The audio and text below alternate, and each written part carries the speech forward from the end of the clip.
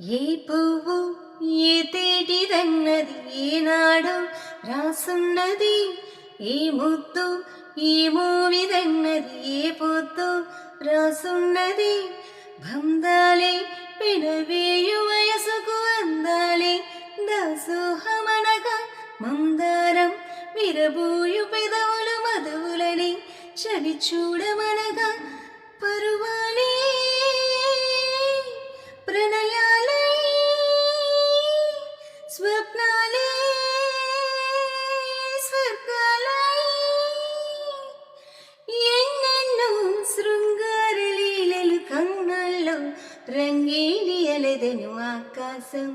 ఈనాటిదో అనురాగం ఆనాటిది, ఆవేశం ఈనాడు కలిగెను ఆనాడే తెలిసిందది.